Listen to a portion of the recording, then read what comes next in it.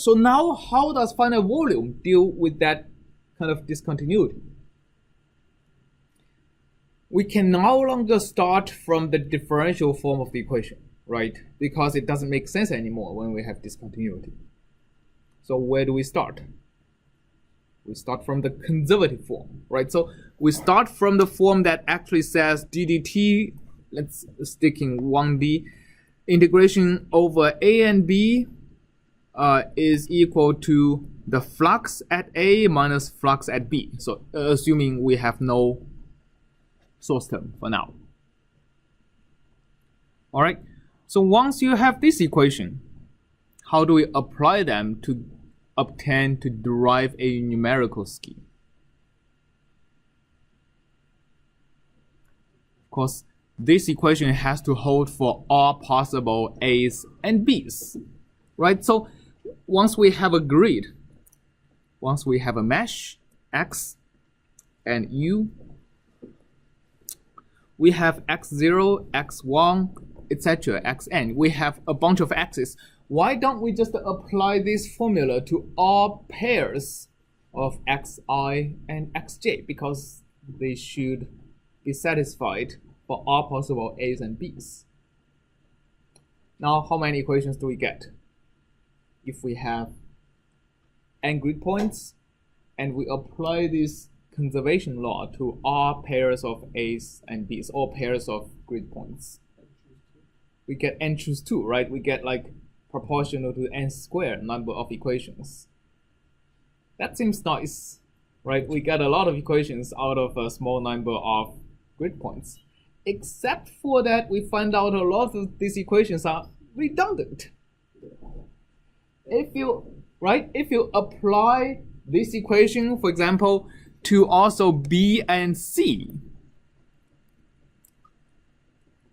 that would equal to f at what? B minus f at c, right?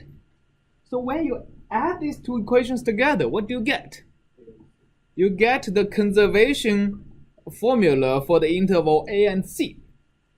That's actually a very nice property. It's a property called a discrete conservation, right? So finite volume scheme, if you discretize according to this kind of integral form, you get what's called a discrete conservation property. That means your numerical solution is expected to behave like the analytical conservation law, right? So the total amount of numerical solution increasing or decreasing within your volume would only be contributed from the boundary conditions, because all the interior flux, when you add them together, they cancel each other. All right. So for example, it's very important in solving, for example, turbomachinery flows, where you have many stages of compressors, stators, combustor turbines. And if you make a small amount of error per stage, you may end up getting only half of the flow at the outlet compared to how much flow goes into the jet engine, which is completely unacceptable.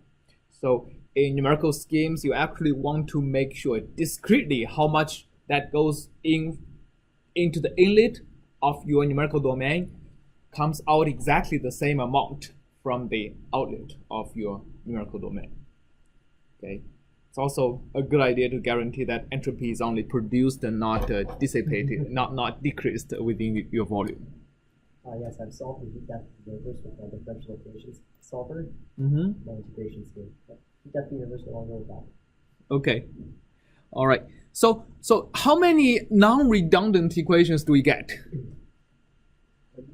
We actually only get n of them, right? Because if you apply this equation to every neighboring pair of grid points, then by adding them up, you can get the equation for any pairs of them. So get n equations.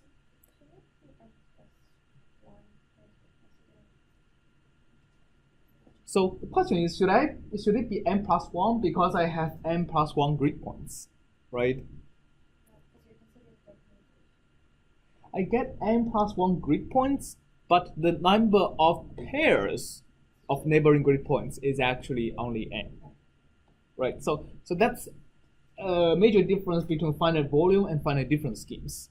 in finite volume schemes, even the number of equations and therefore the number of unknowns are different from if you apply finite difference to the same grid. So The- why are we considering the source here? Pardon? Why are we considering the source? Oh, just for the sake of simplicity. Yeah, right. All right. So we get n unknowns, and therefore we get n equations. Therefore, we can solve for n unknowns. In finite volume scheme, the unknowns are of course what's inside these time derivatives. These are my unknowns.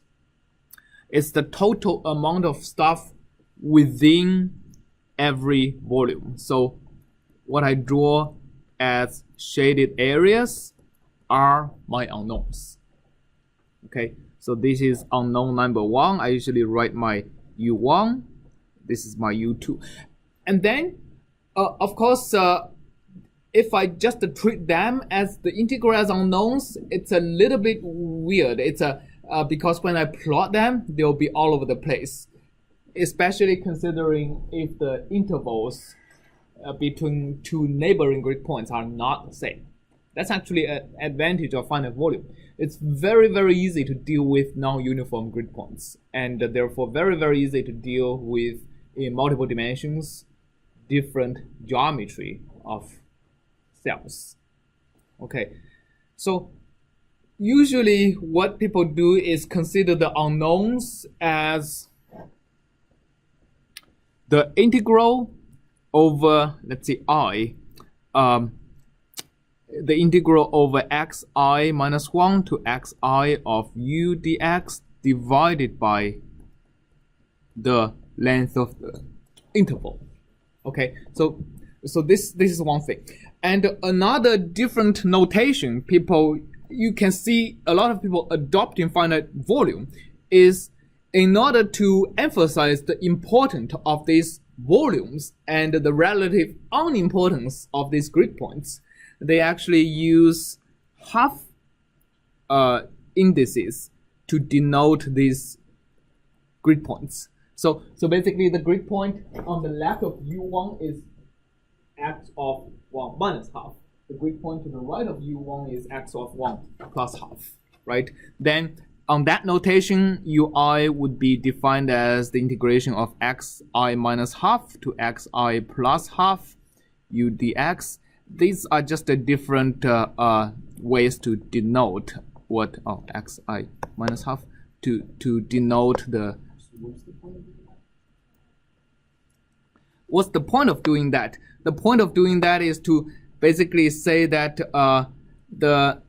the cells are the most important quantities because they hold the unknowns, and the grid points are the relatively unimportant quantities, right? They use the half indices to denote them, and it's also more convenient when you go to multiple dimensions. You have completely unstructured mesh, right? So when you go to this kind of meshes, the number of grid points are actually very different from the number of cells.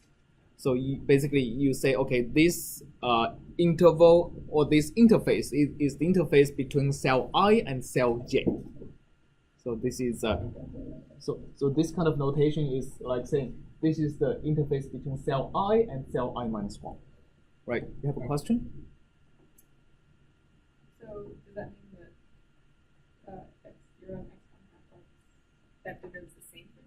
Yeah, they are just two different notations. You can either denote the very first grid point as x0, or in a different way of denote the grid and the cell system, you can denote using the green ink as x half. Right. So I mean, if you go read papers or documentations, you may expect to see both kind of notations. Maybe one person uses that, another person uses that. It's a different notation. I usually see no need to kind of shield you away from kind of some of the conflicting ways people write or denote things, because even if I use even if I choose one consistent form of denoting stuff, when you go to the real world, you're going to kind of experience the inconsistencies between different documents or papers or books, right?